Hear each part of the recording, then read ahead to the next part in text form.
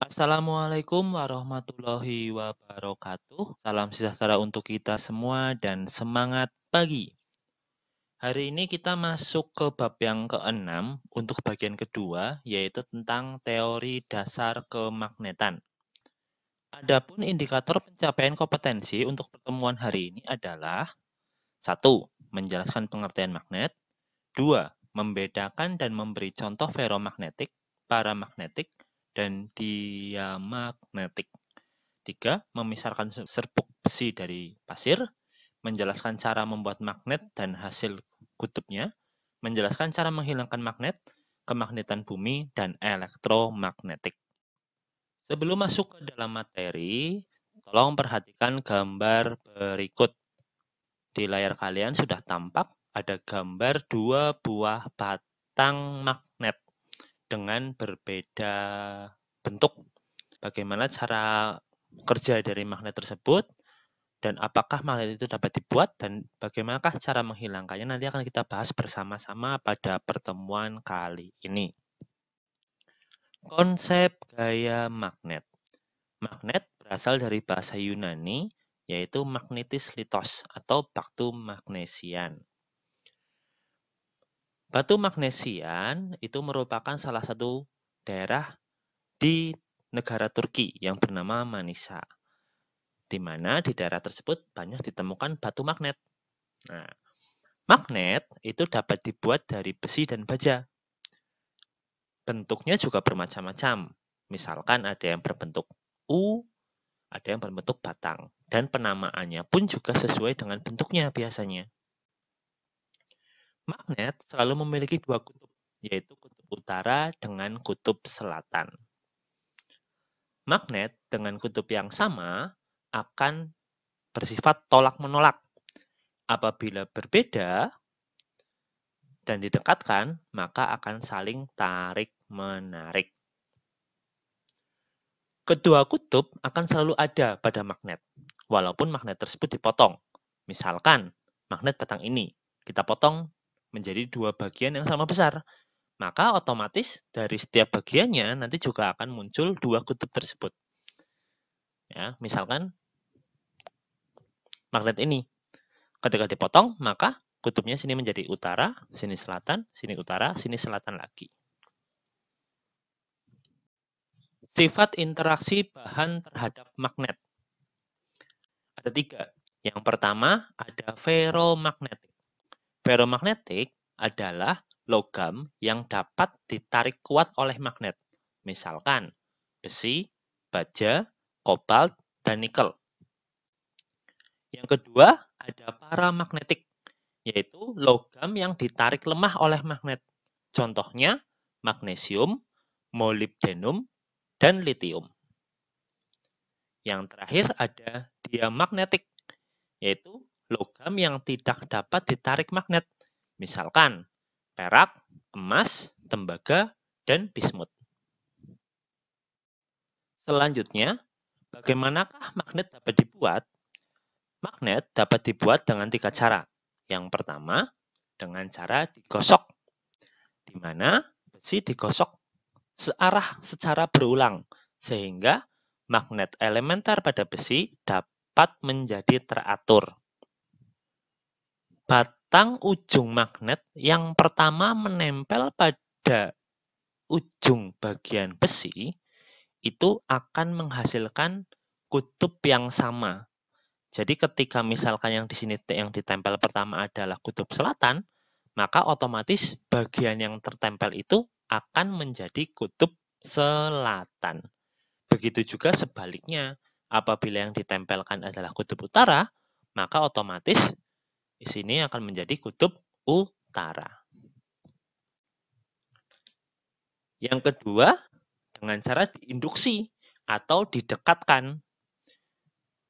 Misalkan ada sebuah magnet didekatkan pada sebatang besi. Maka otomatis besi yang didekatkan pada magnet akan ikut berubah menjadi magnet. B menjadi kutub utara dan A menjadi kutub selatan. Yang terakhir, dialiri arus listrik DC, ya, atau elektromagnetik. Nah, perhatikan pada gambar, misalkan di sini ada sebatang besi yang dialiri arus listrik DC. Misalkan di sini ada baterai. Perhatikan arah aliran listriknya. Di sini otomatis akan menjadi kutub positif. Sini positif, sini negatif. Maka otomatis arah dari aliran listriknya akan seperti ini. Naik, kemudian masuk ke depan sini. Nah, perhatikan.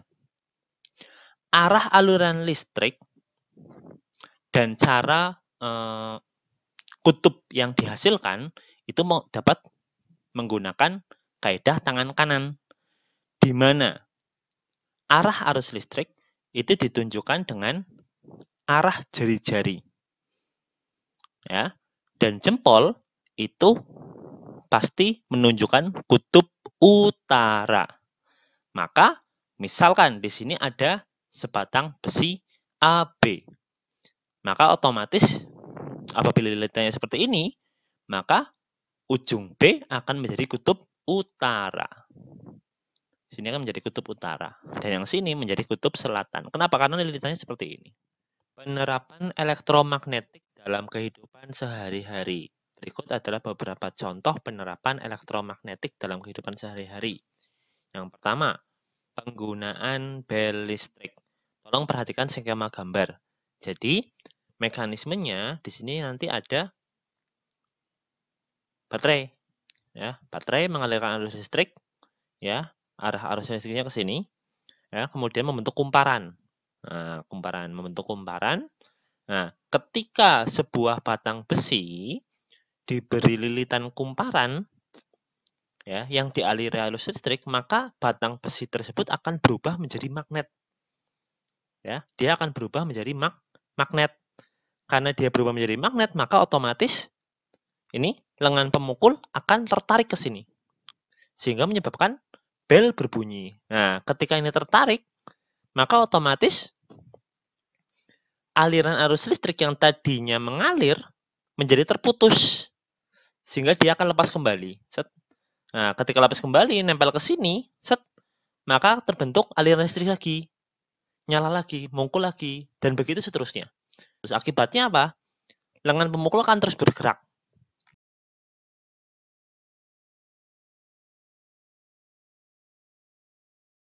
Berikutnya adalah saklar. Ini harusnya di sini ada baterai. Ya, ada baterai. Nah, ketika ini diposisikan on, set, maka otomatis lengan besinya akan turun ke bawah. Set. Karena turun ke bawah, ya, maka otomatis listrik akan mengalir di sini. Nah, sehingga apa yang terjadi? Listrik akan menyala. Nah, ketika ini diangkat, ya, dibalikin, diangkat, lengan besinya diangkat, di-off-kan, apa yang terjadi? Listrik akan terputus. Seperti itu. Ya, yang terakhir ada telepon kabel.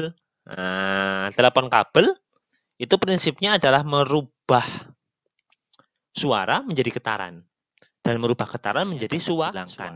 Ada beberapa cara untuk menghilangkan sifat kemagnetan. Yang pertama, dengan cara dipukul-pukul secara berulang-ulang. Yang kedua, dengan cara memanaskannya. Dan yang ketiga, yang terakhir, dialiri dengan arus AC. Medan magnet. Medan magnet adalah daerah di sekitar magnet yang masih terpengaruh oleh medan magnet.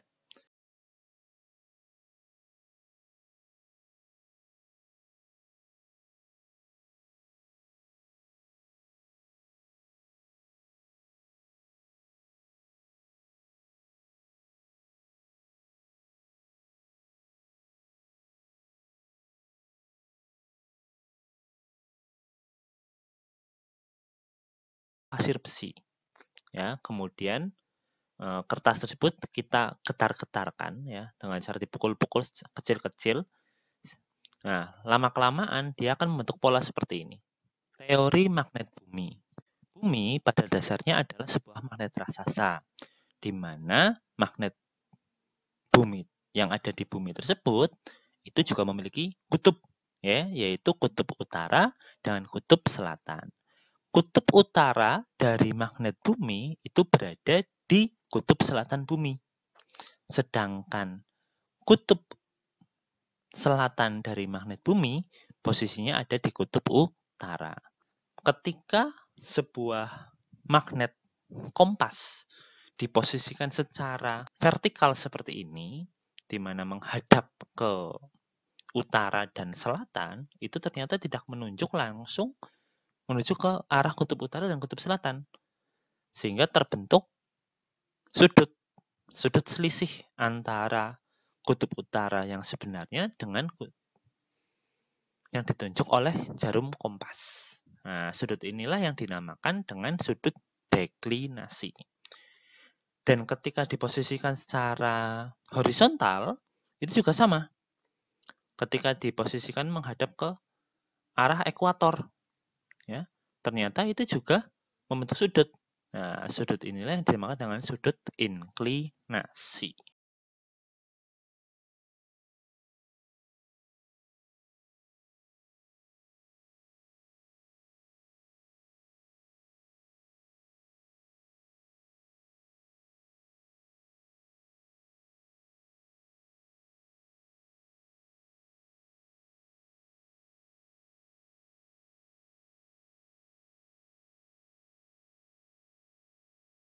Di permukaan bumi. Kalaupun sampai itu biasanya meteornya yang sangat besar seperti itu. Tapi umumnya pasti akan habis. Kenapa? Karena dilindungi oleh magnet bumi. Dan dengan adanya magnet bumi itu pula, maka bumi itu dapat melintas sesuai dengan orbitnya. Seperti itu ya. Induksi magnet. Menurut Hans Christian Ørsted di tahun 1820 menyatakan bahwa di sekitar arus listrik itu terdapat medan magnet. Arah medan magnet bagaimana apabila berupa kumparan berputar seperti ini? Maka posisinya juga sama. Tetap menggunakan kaidah tangan kanan. Nah, hasil yang berbeda itu terjadi ketika si kumparannya itu membentuk lilitan seperti ini. Nah, ternyata arah medan magnetnya itu sama seperti ketika kumparannya itu membentuk lilitan seperti ini. Di mana jempol, ya seperti tadi, jempol itu menghadap ke arah kutub utara, di mana arah medan magnetnya itu keluar, pas banget keluar. Seperti itu. Dan selatan itu di mana medan magnetnya masuk. Berikutnya ada gaya Lorentz. Gaya Lorentz menyatakan bahwa semakin besar kawat arus listrik atau I, besar medan magnet atau B, dan panjang kawat atau L, maka akan semakin besar pula gaya Lorentz-nya. Sehingga secara matematis dapat dituliskan dalam persamaan F sama dengan B kali I kali L, di mana F adalah gaya Lorentz dengan satuan Newton, B adalah medan magnet dengan satuan Tesla, I kuat arus listrik dengan satuan ampere, dan L adalah panjang kawat berarus yang masuk ke dalam medan magnet dengan satuan meter. Nah, untuk mengetahui arah gaya Lorentz, maka kita dapat menggunakan kaidah tangan kanan dengan posisi seperti ini, di mana jempol menunjukkan arah arus listrik, telunjuk menunjukkan medan magnet, dan gaya Lorentz ditunjukkan oleh jari tengah kita. Seperti itu. Contoh soal. Sebuah kawat tembaga sepanjang 10 meter dialiri oleh arus listrik sebesar 5 miliampere. Jika kawat tembaga tersebut tegak lurus berada di dalam medan magnet sebesar 8 Tesla, berapakah gaya Lorentz yang timbul? Ketahui L panjang kawat 10 meter. I yaitu 5 miliampere, kita ubah menjadi ampere.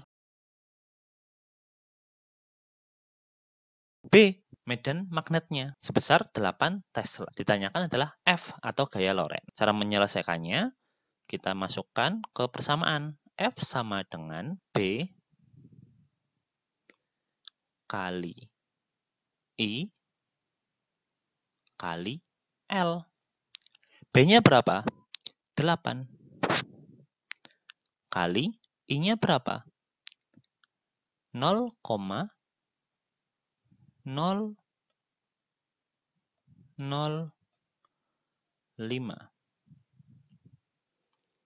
kali 10. Nah, 8 kali 0,005 kali 10. Nah, ini kita coret. Set, set. Berarti 8 kali 0,05. Ya, 8 kali 0,05 itu berapa? 8 kali 5, hasilnya itu 40. 40-nya kita coret di sini. Set. Berarti hasilnya adalah 0,4 Newton. Seperti itu. Contoh penerapan gaya Lorentz dalam kehidupan sehari-hari. Di mana gaya Lorentz tadi adalah di mana merubah energi listrik menjadi energi magnet. Atau ketika sebuah energi listrik dialirkan, maka di sekitarnya akan menghasilkan energi magnet. Contoh di sini adalah motor listrik. Oke, perhatikan skema ini. Di sini ada magnet. Ya, di sini ada magnet. Nah, kemudian di sini ada kumparan. Ya, biasanya di sini kumparan. Nah, kumparan tersebut dialiri dengan arus listrik. Nah, seperti yang sudah kalian ketahui, ketika sebuah kumparan dialiri arus listrik, maka dia akan berubah menjadi magnet. Nah, otomatis kumparan ini akan berubah menjadi magnet. Nah, ketika magnet berdekatan dengan magnet di sekitarnya, apa yang akan terjadi? Akan terjadi gaya tolak-menolak dan gaya tarik-menarik. Seperti itu. Karena adanya gaya tarik-menarik dan gaya tolak-menolak, maka apa yang akan terjadi? Si kumparan ini akan bergerak. Bergeraknya bagaimana? Memutar. Mekanismenya seperti itu. Dia akan memutar. Dan memutarnya akan berlangsung secara terus-menerus. Ya, selama listrik ini mengalir. Seperti itu ya. Induksi elektromagnetik. Yaitu merubah energi magnet berubah menjadi energi listrik. Nah, mekanismenya yaitu di mana ketika magnet digerakkan secara terus-menerus melewati kumparan listrik. Bukan melewati kumparan listrik, tapi melewati kumparan. Nah, maka akan dapat menghasilkan energi listrik. Nah, penerapan dari induksi elektromagnetik adalah ketika kita menggunakan generator. Nah, perhatikan skema untuk generator. Mekanismenya sama sebenarnya, seperti motor listrik. Jadi di mana di sini itu ada magnet, ya, di sini ada magnet, dan di sini ada kumparan. Nah, mekanismenya bagaimana, Pak?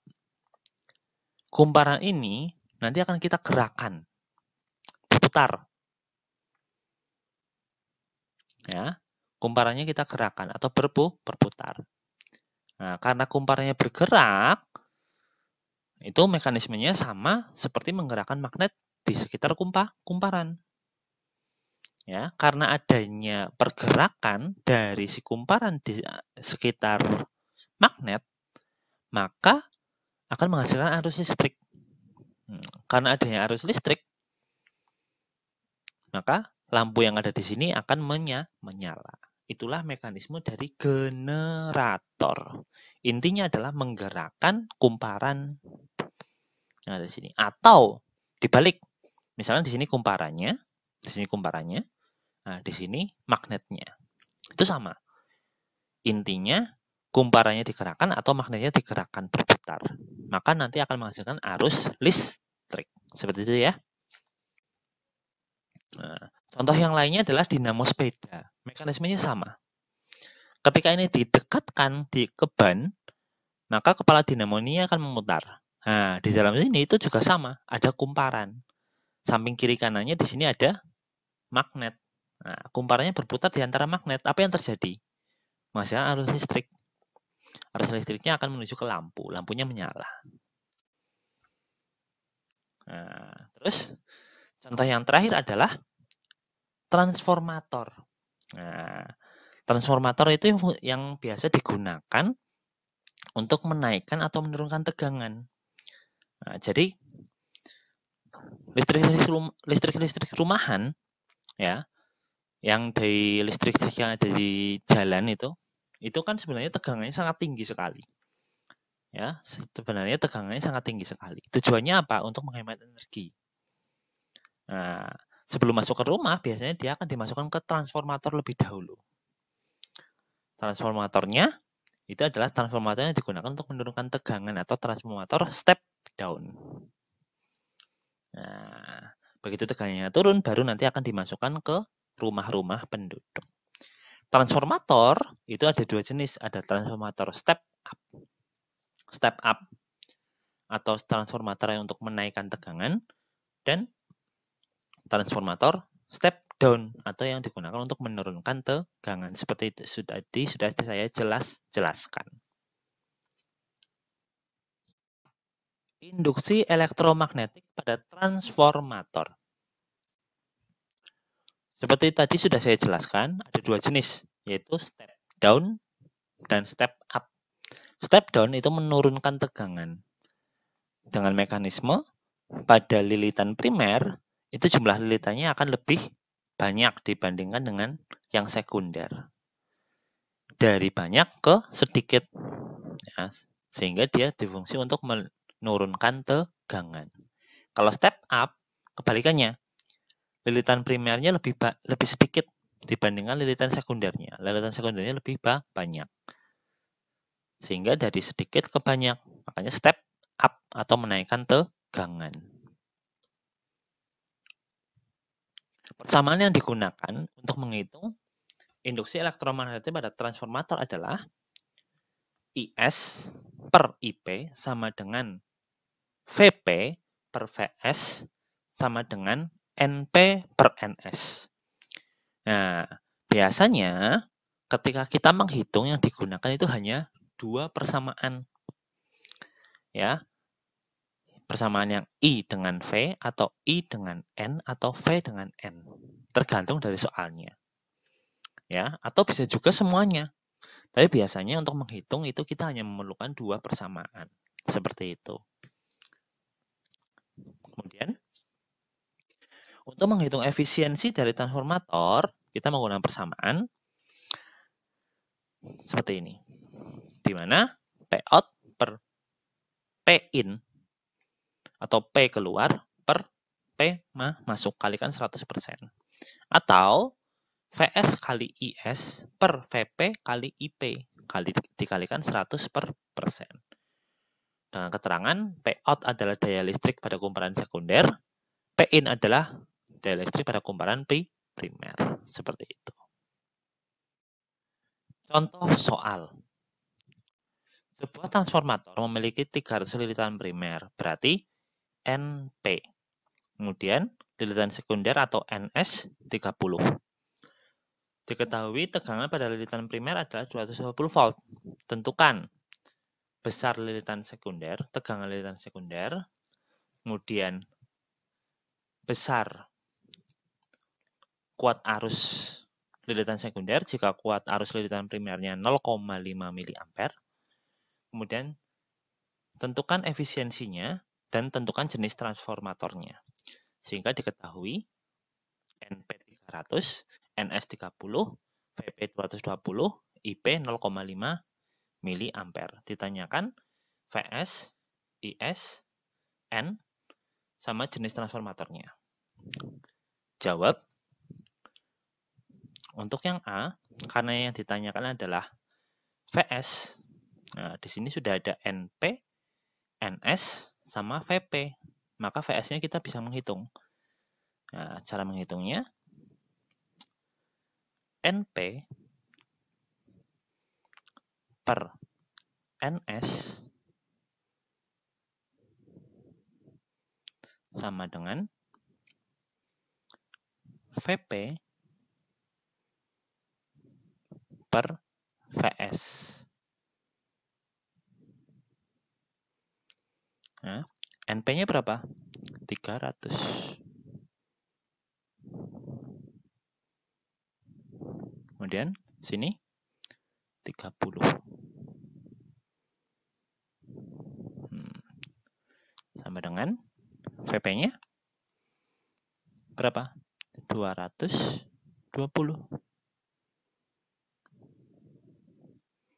Sininya ditanya VS. Kita coret di sini. Ini jadi 10, sini jadi 1. 10 per 1. Nah, untuk menghitung VS bagaimana? Berarti 220. Kita lakukan perkalian silang. Ini kalikan sini.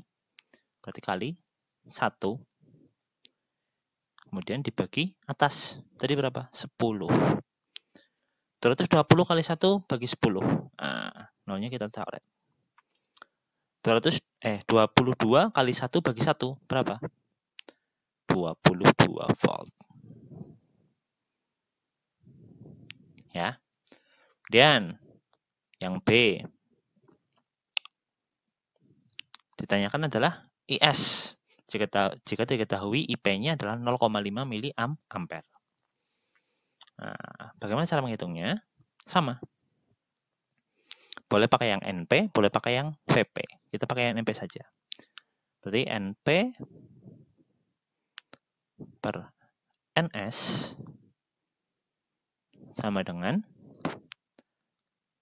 IS per IP. NP-nya berapa? 300. Dibagi berapa tadi? 30. Sama dengan IS-nya berapa? Yang ditanya. Berarti IS per IP-nya 0,5.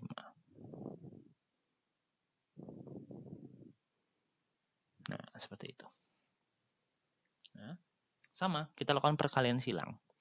Berarti 300 kali 0,5 dibagi 30. Ya.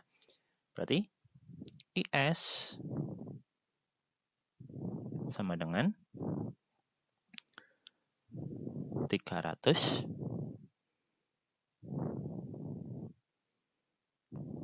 kali 0,5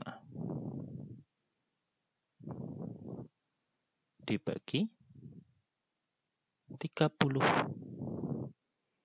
Nah, ini kita bisa coret. Ini jadi 10. Berarti 10 kali 0,5 dibagi 1. Berarti berapa? 5. 5 apa ini? 5 miliampere. Seperti itu. Lanjut. Berikutnya adalah yang C. Efisiensi. Yang mana? N sama dengan VS kali IS per VP kali IP. Ya, sama dengan VS-nya tadi berapa?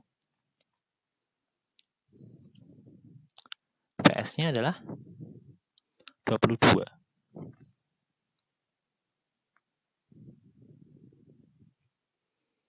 Ya kan? 22 kali IS-nya berapa tadi? 5. Wah, ini kali kan 100 ya. Sorry. Ini per berapa? VP-nya adalah 220.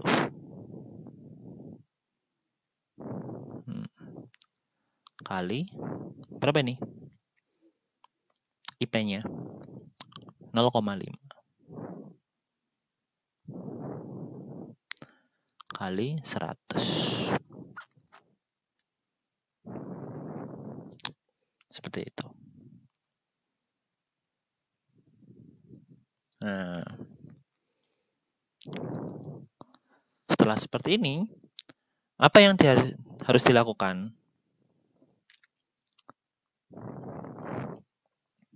Tinggal dihitung. 22 kali 5 dibagi 220 kali 0,5. Berapa nih hasilnya?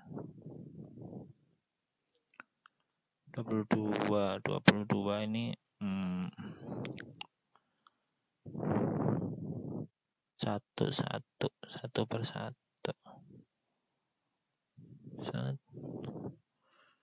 2.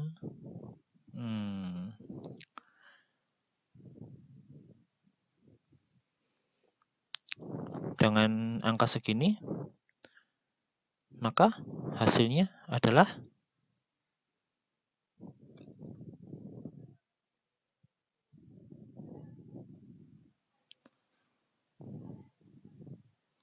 ini bisa dicoret ya. Ini 0,5 ini jadi 5, ini coret. Nah, 22 kali 5 dibagi 22 kali 5. Ini 1, coret, 1. Oh, berarti ini hasilnya adalah 100%. Kayak gitu. Maka efisiensinya adalah 100%. Nah, ini dalam hitungan angka ya. Nah, walaupun aslinya itu tidak ada transformator yang memiliki efisiensi 100%. Pasti di bawahnya. Oke, yang terakhir adalah jenis transformatornya. Trafonya. Oke, kita perhatikan saja jumlah lilitannya antara primer dengan sekunder. Naik atau turun. Nah, NP per NS-nya dari 300 menjadi 30 tuh turun. Dari 300 menjadi 30. Nah, berarti dia turun. Berarti dia termasuk transformator step down. Seperti itu. Oke ya. Berikutnya adalah soal untuk yang kalian kerjakan. Silahkan, ini soalnya ada 5 soal, hitung-hitungan semua. Silahkan kalian kerjakan seperti biasa, ditulis tangan ya. Ditulis tangan, dikerjakan di buku atau di kertas. Ya, sebisanya kalian ya. Terus nanti habis itu dikumpulkan. Oke. Mungkin untuk materi hari ini itu saja. Berikutnya kita akan membahas tentang penggunaan ya, contoh penggunaan atau pengaplikasian dari teknologi magnet dalam kehidupan sehari-hari seperti itu ya. Oke. Dari saya itu saja, kurang lebihnya mohon maaf. Saya Hairi, wabillahi taufiq wal hidayah. Wassalamualaikum warahmatullahi wabarakatuh dan semangat pagi.